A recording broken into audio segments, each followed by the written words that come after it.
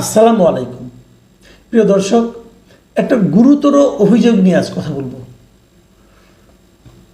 একজন সাবেক সচিব এবং তিনি অফিসার্স ক্লাবের একজন গুরুত্বপূর্ণ ব্যক্তি, মানে বর্তমানে যে অফিসার্স ক্লাব আছে তার সাধারণ সম্পাদক, এবং একই সঙ্গে বৈষম্য বিরোধী কর্মচারী ঐক্য ফোরামের সভাপতি, এবং তাছাড়াও বিএনপি চেয়ারপারসন খালেদা জিয়ার একান্ত সচিব। ওনার নাম হচ্ছে ABM আব্দুস সাত্তার। উনি এই গুরুতর অভিযোগটা উত্থাপন করেছেন। উনি বলেছেন যে এই বর্তমান অন্তর্বর্তীকালীন সরকারের 8 জন উপদেষ্টার সীমাহীন দুর্নীতির প্রমাণ ওনার নিজের কাছে রয়েছে। 8 জন উপদেষ্টা দুর্নীতি করছেন এবং সেটা সীমাহীন দুর্নীতি, এবং তার তথ্য প্রমাণ এই সাত্তার সাহেবের কাছে আছে। এই ধরনের একটা অভিযোগ করার পর এখন করণীয় কি?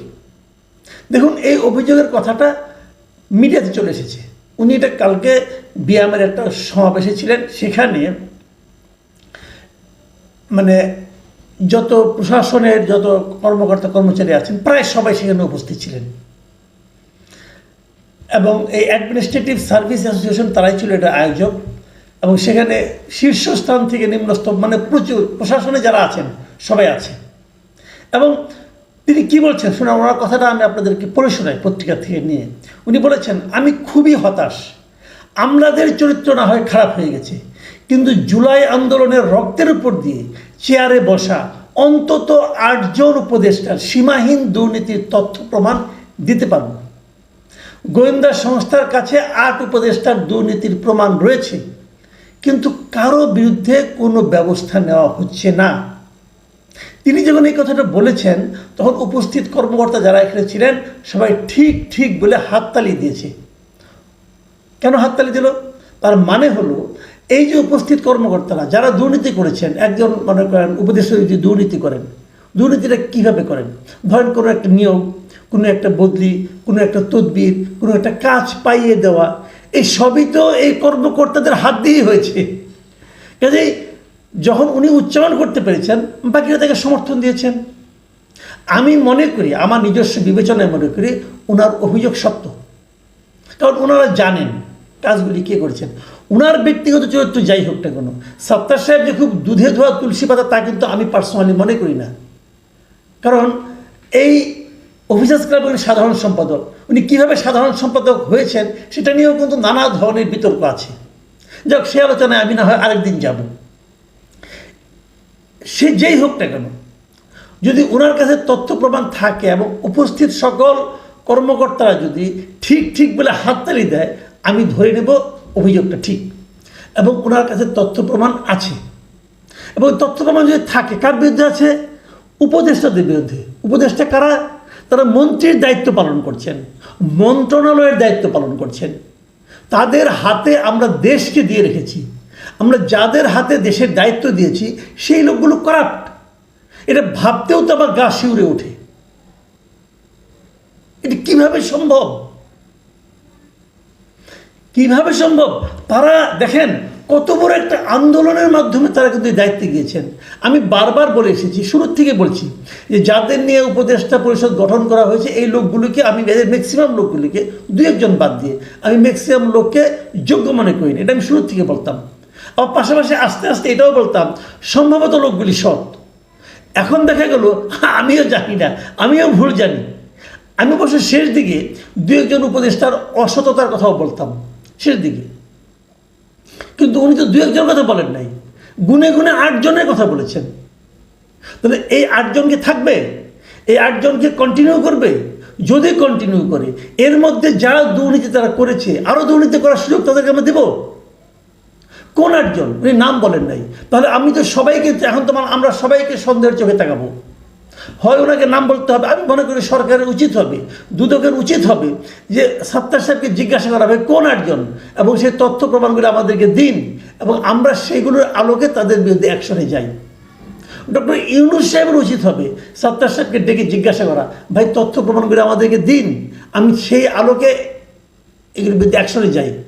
যদি না দেন, যদি না চান, যদি দুদক না চায়, ডক্টর ইউনূস জানতে না চায়, তাহলে কিন্তু এই দুর্নীতির দায় কিন্তু দুদককেও নিতে হবে, ডক্টর ইউনূসকেও নিতে হবে। কি দায়? প্রশ্রয় দেওয়ার দায়।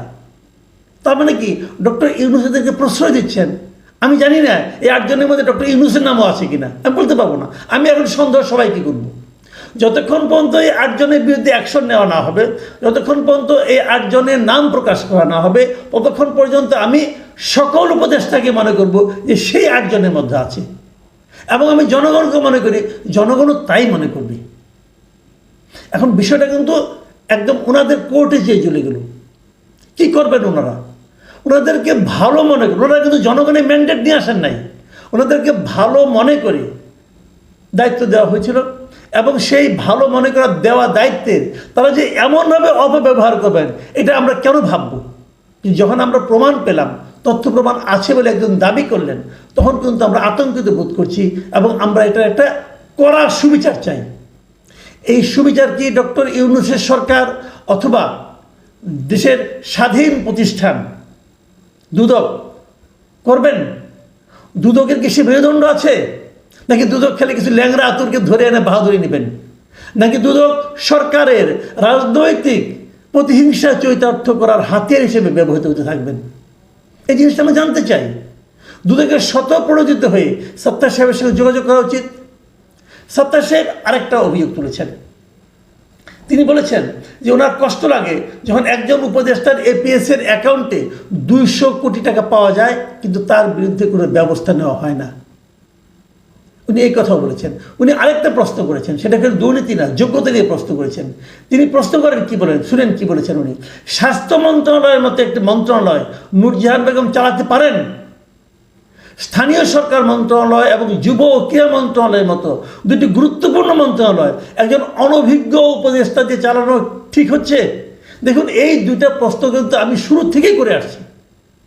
আমি ছোট মানুষ, আমার কথা গুরুত্ব কেউ দেয়নি, কিন্তু আমি কিন্তু শুরু থেকেই এই প্রশ্নগুলো করছি। যে কোনো প্রশ্ন আমি করছি, তার মধ্যে এই দুইটা প্রশ্ন আছে যে কে নূরজাহান বেগম, স্বাস্থ্য খাতকে উপলব্ধি করার জন্য ওনার মধ্যে কি অভিজ্ঞতা আছে, কি যোগ্যতা আছে। তারও চেয়ে বড় কথা, গত 1 বছরে উনি কি দেখাতে পেরেছেন? জিরো। আসিফ মাহমুদ সজীব ভুঁইয়া উনি কি করছেন, কি দেখাচ্ছেন?